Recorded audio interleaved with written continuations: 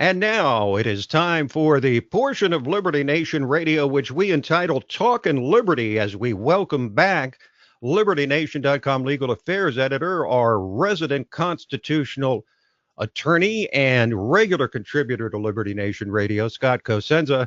Welcome back, Scott. And let's start with a 16-count indictment against Jussie Smollett, including some very serious charges, simply wiped out by the Illinois State's Attorney Kim Foxx. Simple question. How could this possibly be? It's good to have powerful friends, Tim. That's how this could possibly be.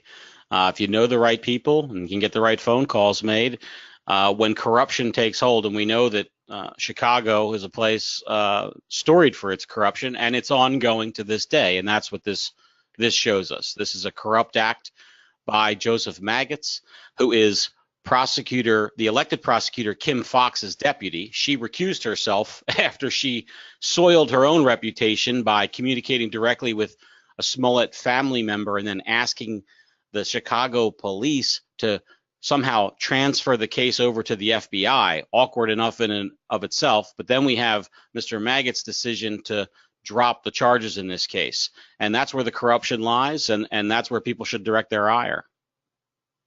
Well, now we hear that Jussie Smollett himself wants to sue.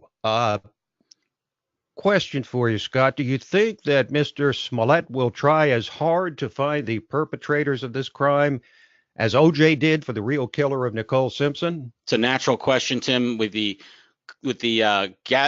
combination of resources on maybe that will yield breaks in both cases when they really double down. Yes, indeed. So what is the fall in legal circles? I want to know, what is the reaction in legal circles, because you follow this stuff, about this decision? What are you hearing? What's the chatter about this breathtaking decision by the Illinois State's Attorneys General or state attorney's office? What's the reaction? That somebody made a phone call. And that's what it is. And they have no shame. And that's the other thing, is that people are surprised that they have no shame. I mean, at least, Tim, you would say to Mr. Smollett, hey, don't go on TV and proclaim your innocence and make a mockery of it. Just go quietly out of the side door, for crying out loud. Well, it makes you wonder, Mr. Smollett is still holding to his story, which has been so thoroughly discredited. And I love the way, Scott, that the Chicago police released some documents, and then the Smollett attorney said, hey, you're not allowed to do that. That was sealed. And then they kind of went, oh, yeah, that's right. Sorry. Yeah.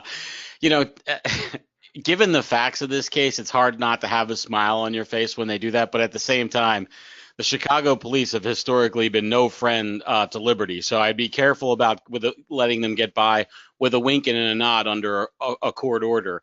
While Mr. Maggots dropped the charges against Mr. Smollett, he's stated quite clearly he doesn't believe that he's innocent of those charges. In fact, he believes that he committed the act.